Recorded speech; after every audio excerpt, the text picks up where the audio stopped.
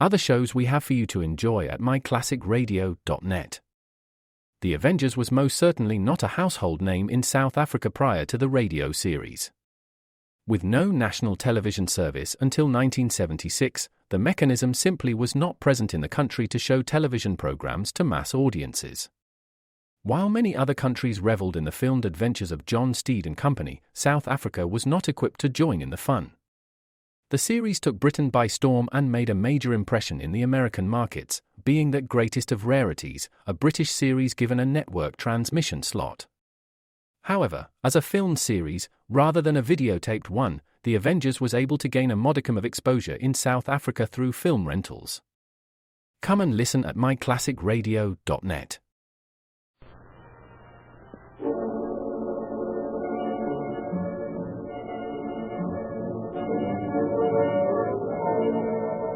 Calling all cars, a copyrighted program created by Rio Grande. Buffalo Police calling all cars, attention all cars, broadcast 232 at 832 and 1/2 East 5th Street, 832 and 1/2 East 5th Street. See the man. That's all. Rosen service.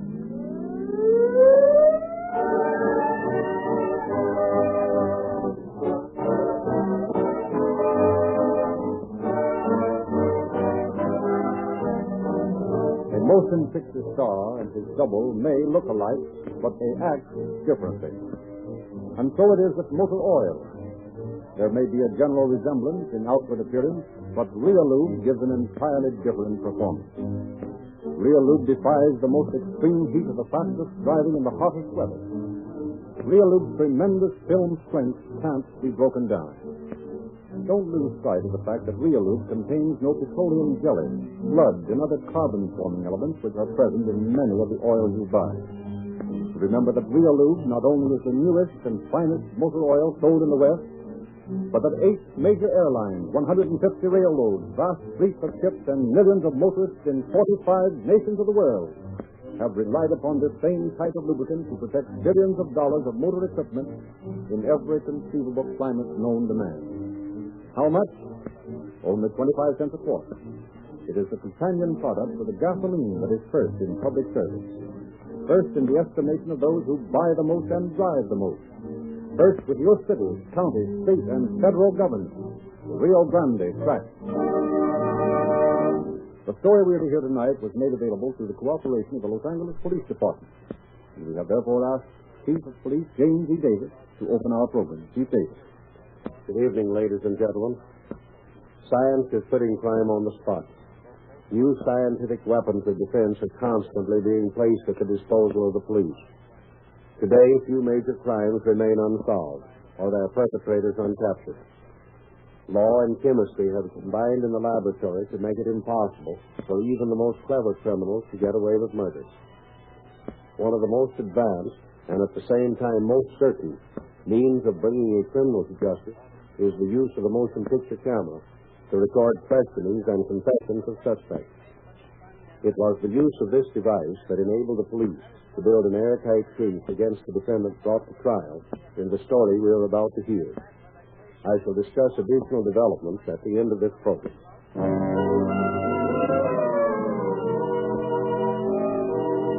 The blood-chilling cold of a November night settled into the nooks and crannies of the drab buildings that stood like waiting vultures around the railway station. Their windows, like bleary eyes, peered through the murky gloom at the bent figure of a woman who crept from shadow to shadow along the foggy street. Hiya, Lizzie. Oh, you scared me, son. I didn't see you standing there by your cab. Yeah, I noticed you were sort of lost in thought or something. Memories, son. Memories.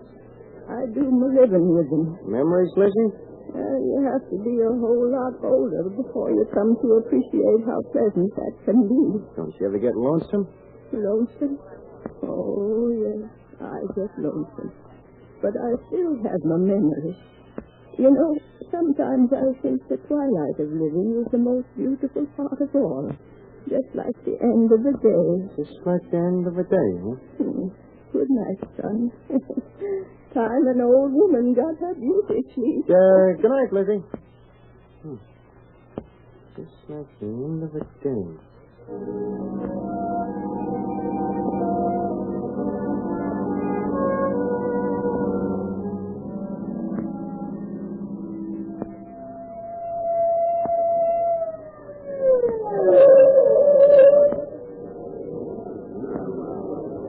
what's coming off around here? I don't know, boy.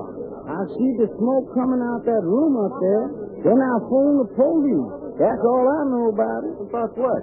Nothing. I don't know nothing about nothing. Come on, let's take a look. Probably some guy went to sleep smoking a cigarette. Maybe so. Cops got up here in a hurry. Oh, yes, sir. It's that room right there. What's coming off in here, boys? What's the matter with you, blind? We're trying to put this fire out. Well, for the love of Mike. Hey, that's Lizzie English on that bed. What's that? I said that's Lizzie English. Hey, how did this happen? That's what we want to know, buddy. What do you know about it? Nothing. What are you doing here, then? Oh, well, I heard the siren. I saw you fellas come sliding up there and run in. So I drove my cab down here and just come in to see what all the excitement was. Oh, you just wanted to see what it was all about, eh? Sure. What else? I'm asking you that. You don't think I did this, do you? Well, you seem to know pretty well who the woman is. Maybe you can explain what happened to her. Well, now, listen, you got me all wrong. Sure, I knew Lizzie. I've known her for years. Yeah? Who is she? Just an old derelict who wanders around at different beer joints and pool halls, panhandling a few nickels and dimes, just enough to get by on. I saw her just a couple hours ago. Where? She passed my stand and headed up this way. She stopped and we talked a couple of minutes, and she said she had to get to bed. You didn't see her after that? No, not till I come in here a few minutes ago. Hello, Irvine. What's all the fuss? Hello, Patton. You got Brown with you on this case? Yep. Come on in, Ted. Irvine and his partner's got the situation well in hand, apparently. Where's Hammond, Irvine? Downstairs, talking to the bird who owns this rooming house. Who's this fellow? Cab driver. Identified the woman as Lizzie English. Know anything about this? No, I don't. But listen, why don't you ask this guy? He's the one that phoned you fellas. Come on over here, boy. Come on. Yes. We're not going to hurt you. Yes. What do you know about this? All I know is what I told him when I called up. Well, we didn't get your call, so tell us again. Well, it's just like I told the man when I called. 2 people was quarreling down there. You better send somebody out here and stop them. Where were you when you heard this? In my room. Yes, but where is your room? 24. Right down the hall there. This is room 20. I see. All right, what else? Ain't nothing else. That's all. And why did you call the police? I did hear the woman scream. Oh, you heard the woman scream. Or somebody scream. Then what did you do? I went to the washroom. Then what? That's when I saw the man. What man? The fellow that come out this room. What did he look like? Well, he was about my size. Little darker, maybe. And had liver lips. Had what? Liver lips. Big, thick lips. Oh. Well, what else? That's all. Where'd this man go? He went downstairs. Running. Went running downstairs. Yes, sir. You're sure he came out of this room? Yes, sir. I'll show. What'd you do when he ran downstairs? Well, I called the cops. Why? Well, I ain't never seen that boy around here. And when I heard that scream, and he come running out this room, I figured something was wrong. So I called the cops. Did you see this man before you went into the washroom? No, sir. It was after. Anybody else see him? Not that I know, sir. Did you kill this woman? Lord, no, sir. I never did. I never killed. I wouldn't do nothing like that. No, sir. I didn't do that. Okay. You say you never saw this fellow before? No, sir. I never saw him. No time. Oh, hello, Patton. Hello. Hiya, Brown.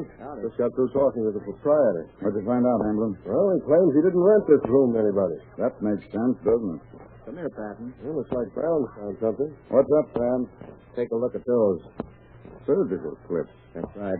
Whoever did this job had a cut on him somewhere. Let's give him to Ray Tinker. He can go over in the lab and see what he can find out. Well, we try to find out where they came from. Looks like the killer meant to burn the whole place down. Yes, looks that way. That boy over there hadn't called the police. The joint might have burned. Here's the light socket I found over in the corner. I was wondering what happened to that. See that wire up there? It's just recently been pulled in two. Yeah, and apparently the 2 wires have made contact. See how they're burning? Hey, boy. You say you were in the hall when you saw this fellow? Yes, sir. By the washroom. Right close to the back of the hall there. Well, come on and show me. I see him run down the stairs. Irvine, where's that taxi driver? He was right outside. Call him in here. I want to talk to him. Okay. Hey, you. Come in here a minute. What's the matter now? You seem to have a lot of curiosity about this case. Why? No particular reason. I know the old woman, that's all. You sure of that? Absolutely. Did she have on a hat when you saw her last? Let me see now. Yeah, I believe she did. Have a purse? I don't remember exactly. I think she did. Yeah, she had a hat and purse all right, Patton. Here they are. Where'd you find them? Under the tub in the washroom. Found these, too. Playing cards, huh? That's right. And unless I miss my guess, they're marked. Didn't you say you were in that washroom? Yes, sir. But I never saw them things before. Honest, mister, I never saw them before. Oh, well, it isn't the same washroom. It's the one on the next floor down. I'll tell you the truth, boss. I didn't have nothing to do with it. Hey, driver. Ever see these cards before? No, I never saw him before. Hey, that's the hat Lizzie had on, no? And come to think about it, she did have that purse. Okay. Scram out of here now, both of you. Okay, where to find me if you need me? Yep. And I live here, boss. You can find me anytime. But I done told you all I knows about this case. Maybe we'll find out about that later. Irvine, you and Hamblin can get back on the job if you want to. Brown now will take care of things here. Okay, sir. Call us if you want to. Yep. Tad, what do you think about this? Well, it's obviously murder for robbery. But why? How'd anybody ever get an idea that Lizzie English had enough money to even buy a decent meal? He must have had it. Could be some other motive. Not very likely. What the devil are you looking at? Those shoes she has on, something's wrong with them. They do look queer, don't they? I've got it. They're on the wrong feet. What are you talking about? Well, don't you see? The right's on the left foot and vice versa. You're right. That means they must have been put on after she was murdered. And whoever touched them must have left fingerprints. It's about time you got a break. See?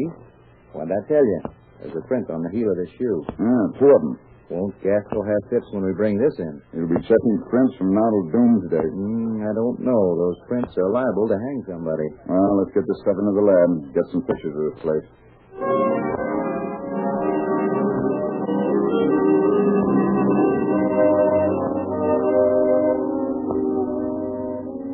How you coming, Gaskell? Any luck? What do you mean, luck? I was behind the door the day the luck was passed out. How far have you gone? Well, I took the mug book and copied down all the L.A. numbers on all the colored boards we've booked in the last 6 months, and I'm checking their cards now. How many are there? Just 300. 300? Yeah. You guys can bring in less information than any bunch I ever ran into. Gaskell doesn't like the homicide squad, Pat. You're telling me. Hi, Pinker. Why don't you boys stay in your office once in a while? We've got crimes to solve. You're solving crime? Don't make me laugh. Gaskell and I have to do all your work for you. Now, look, Ray. You string along with us, and we'll bring you in a nice suspect for your movie outfit. If, as and when you do, you have something. Aside from this cheerful banter, what have you found out? Well, in the first place, those surgical clips showed traces of cells from definite negroid skin. That's what we figured. I'd say that whoever wore those clips has been cut or stabbed recently. That means checking the hospital for anybody receiving treatment for cuts. I happen to know where this particular clip comes from, so maybe you can find out from the wholesale house who or what hospital bought the last shipment.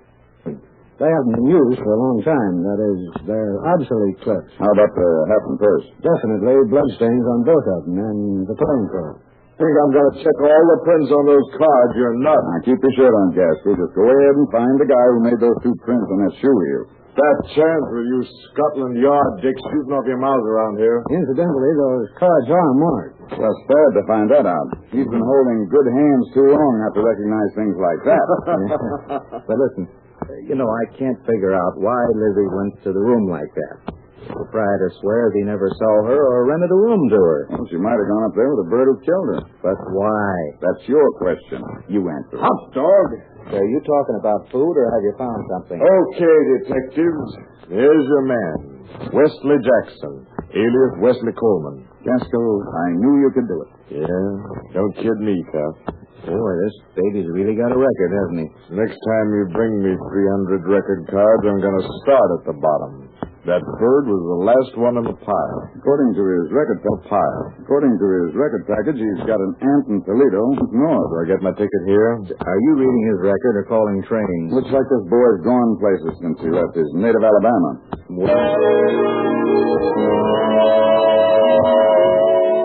Armed with photographs of Wesley Jackson, lieutenants of the Los Angeles Police communicated immediately with law enforcement agencies in every town where Jackson was known to have been.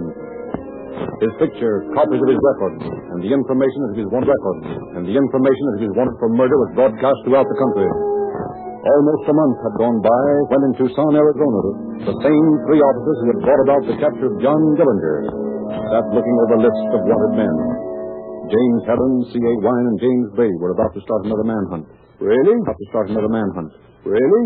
About time we hick cops got busy again. Yeah, I see Los Angeles is looking high and low for that boy that killed the old woman down on 5th Street. That's right. And I got a hunch that we'll find him right around Tucson. Huh? What? He's a cotton picker, isn't he? So what? According to this circular, he's been in this country before. Worked the cotton field. We got a lot of cotton to be picked around here. Now bet a new Stetson we'll find him.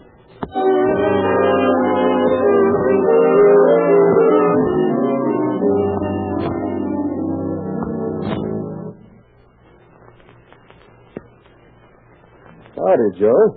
How's the cotton crop this year? Jim, couldn't be better. Yeah, got a lot of boys picking for you this week? About 20, 25 maybe. Why? Looking for a boy that killed a woman over in California named Jackson, Wesley Jackson. You know him? You say that I do. Haven't got any boys by that name around here. Where are the boys now? Over by the bunkhouse, playing blackjack. Well, let's mosey over and have a look at some of them. Sure thing. You got a picture of the boy you're after? Yeah, here it is. Ever seen him? Maybe. Yeah, is that all of them, that bunch over there? Well, maybe 2 or 3 of them are asleep. Some of them went in swimming a little while ago, but that's most of them. Hey, see that boy dealing? The one with the thick lips? What about him? Look anything like that picture? I thought it was the same man. So would I. Call him over here, Joe. Okay. Hey, Shorty. Come over here. What you want? Never mind. Come on over here. Better be ready for quick action if it gets tough, because you're going to get it. Don't worry about me. You're ready to take care of him if he decides to fight. I'm ready. I'll just get in the wind, Mr. Joe. What you want with me? This is Officer Heron from Tucson. He wants to ask you a few questions. What about? Your name Jackson? No, it ain't. What is your name? What all you want to know for? We're looking for Wesley Jackson, and you fit the description. Well, my name ain't Jackson. Now take a look at that picture. You ever see anybody that looks more like you than that bird does? Well, what about it? Is that your picture? Yeah, it's mine. Now look at the back. I'm looking. What does it say? It says Wesley Jackson, alias Wesley Coleman. Well, what about it? Jackson. Okay, it's me. What you want me for? Now, you don't know, do you? No. Well, make it murder. That's as good as anything else. No, I ain't killed nobody. You didn't kill an old woman back in Los Angeles? I ain't been in Los Angeles no year. You better take a look at that picture again, Jackson. It's a date on it. Because according to that picture, you were arrested for burglary less than a month before that woman was killed. You got anything to say about that? No. Looks to me like you were in Los Angeles in less than a year. Well, maybe I was. Maybe you committed murder on the morning of November 8th. I didn't kill nobody, I tell you. You ain't got nothing on me. Are you willing to go back to Los Angeles and try to convince them of that? Sure I is. I ain't done nothing to be scared of. Well, in that case, you won't have any difficulty in proving your innocence, Jackson. Of course I won't. Honest, Mr. Heron, I'll never kill no woman. Why, any man that kill an old woman like that ought to be hung. Maybe you're right, Jackson. Maybe they will hang you.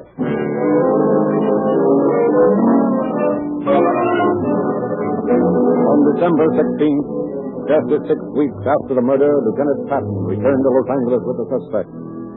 He was taken to Central Station and booked for murder. Then began the long hours of questioning in an effort to determine the man's guilt. Once more, the crime detection laboratory came into the picture, this time for a dual purpose. In a brilliantly lighted room in the old Central Jail, Wesley Jackson sat at a table and talked to Lieutenants Patton and Brown. Jackson, do you mind letting us see your shoes? No, you won't find nothing on them. I do not. Here's the right one. Won't the other one? Not right now. Here you are, Pinker. See what you can find on that one. Just a minute. Let me pry this heel plate off. That ain't gonna do no good. Now, let us worry about that. Say, what's that grinding noise? What grinding noise? It ain't exactly a grinding noise. Sounds like an electric fan. Jackson, how would you like to have a moving picture made with you as the star? That's a swell idea. Now, that's what's happening right now. That whirring sound is the movie camera. You sure you won't mind if we take your picture while we're talking to you? No, that's a swell idea. Just like I told you. You haven't been promised anything for doing this, have you? Me? No, I don't want nothing to do with it. Nobody promised to let you go if you came up here and talked to us, did they? Sure not. I know the rest of killing that old lady. How about that test, Pink? Ready in a minute. How did you like Arizona, Jackson? Yeah, that's a swell place. Talk to any officers down there, Jackson? Yeah, talked to that fellow who arrested me. Tell him anything about killing Lizzie English? I didn't kill no Lizzie English. Don't know no Lizzie English. Okay, don't get excited. Got it, Tinker? Yeah, all set. Jackson, see those test tubes on the table there? Sure. Explain it to him, Tinker. Well, this tube has the solution of the scrapings I got off your shoe under the heel plate. This one has metal in it, a little, because I scraped it off the plate itself. Now, on this slide are scrapings from both of them, the plate and the shoe. We put the slide under this microscope, like this, and we compare it with a slide like this. And we find that both slides show human blood. That ain't so. That's a lie. Take it easy, Jackson. Where'd you get that slide there? That one came from the purse of Lizzie English. That don't prove nothing. You're right.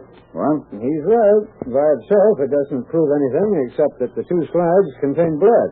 I was a little hasty in saying it was human blood. I don't know that yet.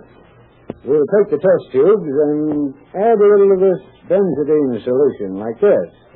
And we get a distinct green. That does prove something, Jackson. Yeah? What? That proves that the scrapings from your shoe contain blood. So what? You ain't proved it's her blood. Well, stick around, Jackson. Now we take these test tubes again. Take a little of this solution here. What's that, Ray? Well, that's a serum taken from a rabbit that's been inoculated with human blood. Now, if this test tube contains human blood, it'll react and become cloudy when I drop the other solution into it, like this. It's cloudy. You're right, it is. And I can say conclusively that the scrapings taken from the shoe and from the heel plate contain human blood. Well, we've got your code, Jackson. You'd better come across. Well, I guess I might as well unload. Yes, I guess you might as well. Is that camera still running? Yes, Jackson, it's still running. Guess I might as well make a good picture of this, hadn't I? Yes, and make it as good as you can. Where you all going to run this picture? We're not sure yet. Can I get to see it? I wouldn't be at all surprised. Now, before you start talking, nobody's threatened you or beaten you to make you do this, have they? Beat me? No, nobody's going to beat me. We just want to get that point clear before we start. Go ahead, Jackson. Well, I'll stand down on 5th Street, close to Gladys Street, when this old lady comes up to me. And she says to me, she says, Pardon me, young man, but could you tell me where I could get a room, real cheap? Was you talking to me, ma'am? Yes, I said, do you know where I can find a cheap room for the night? Why, sure. Yeah, you can get one right next door. Oh, thank you so much. Wait a minute, ma'am. Tell you what. I know the man that runs this place. He's gone to bed now. But, as a matter of fact, I helped him run the place. I'll show you the room myself. Well, if it's all right, I want to be sure. Oh, it'll be okay. Don't worry about that. Well, all right, then. Let's look at it.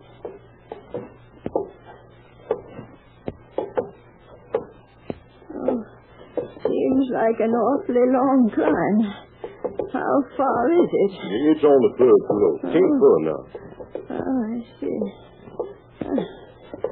Is it much farther? Just a little ways now. Here we is. Jill's room right here. Oh, phew. I'm all tuckered out. Haven't climbed that many stairs in years. Just go right on in. All right. Yeah, I'll turn the light on. Well, tain't much of a room, but I guess it'll do. How much is it? For 4 bits. For this dump? Take it or leave it. Well, all right. I'll take it. You'll have to pay now. All right. You go on. Get outside. I have to get the money for you. Okay. Such places they put a body in nowadays. Here. What are you doing in here? I said get out. Give me that money. What money? What are you talking about? Get out of here. I said give me that money. No. This is all the money I got in the world. I've saved and gone without to save this little bit from my last days. It wouldn't rob a poor, defenseless old woman of all she has. That's what you think. Give me that money or this will be your last No, day. I won't do it. What are you taking your shoe off for? Get out of here. Help! Oh! Shut your mouth. I told you to give me that money.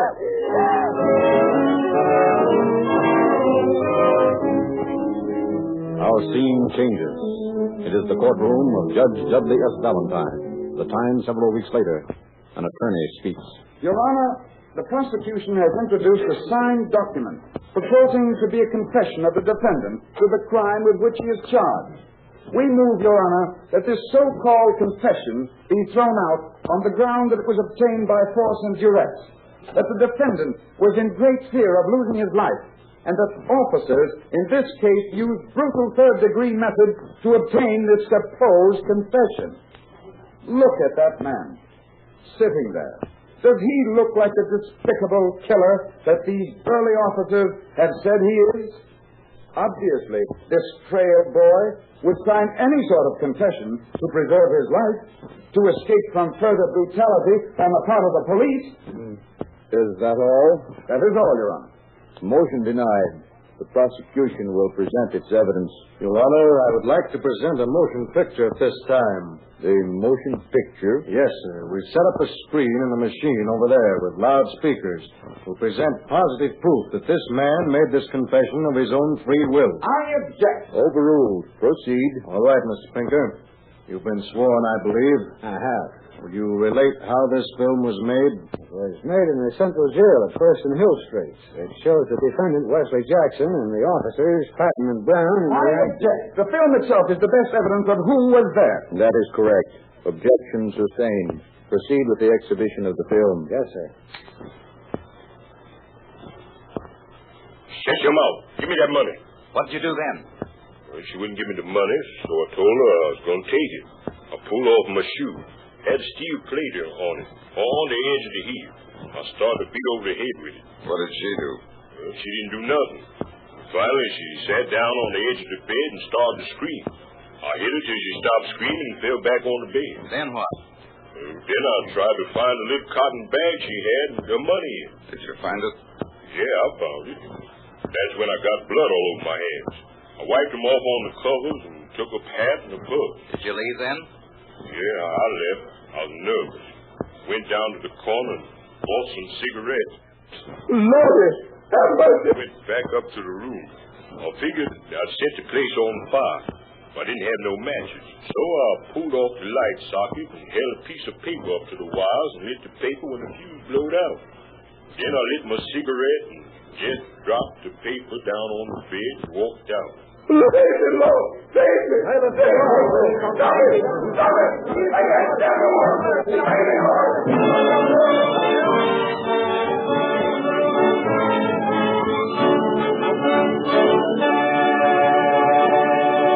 In just a moment, Chief Davis will conclude our program. Ladies and gentlemen, when your local officers and federal G-men spring into action against society's most fiendish enemy, the kidnapper, they must be prepared for any emergency. They arm to the teeth with the most modern weapons known to man. And these include not only firearms, but up-to-the-minute automobiles powered with the surest firing, speediest pickup, fastest, most powerful gasoline that money can buy. Rio Grande Cracked is that gasoline. Say your public servants. An overwhelming number of whom depend upon this finer motor fuel to power the law enforcement equipment of your city, county, state, and federal governments. Joining these officials in praise of Rio Grande Cracked are tens of thousands of well-informed motorists. You, too, will be numbered among this loyal, enthusiastic army of boosters if you'll give cracked gasoline a chance to prove that it delivers more miles, quicker starting, smoother acceleration and maximum power, smoother acceleration and maximum power, smoother acceleration and maximum power and speed. Pull in at your red and white Rio Grande station tomorrow for a tank full of police car performance gasoline. Rio Grande Cracked, the motor fuel that is first in public service. And now, Chief Davis. Wesley Jackson was convicted by his own testimony. The irrefutable testimony as recorded on the sound film. No longer could he claim that his confession was obtained by the third degree. The picture clearly showed his willingness, even eagerness to talk. This same willingness to talk sent him to prison for life. Thank you, Chief Davis.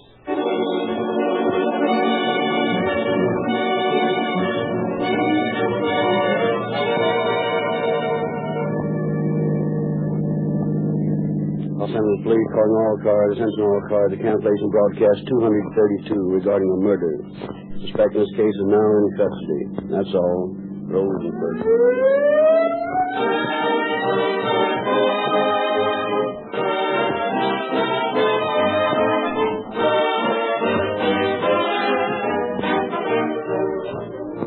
This is your narrator, Frederick Lindsley, bidding you good night for Rio Grande.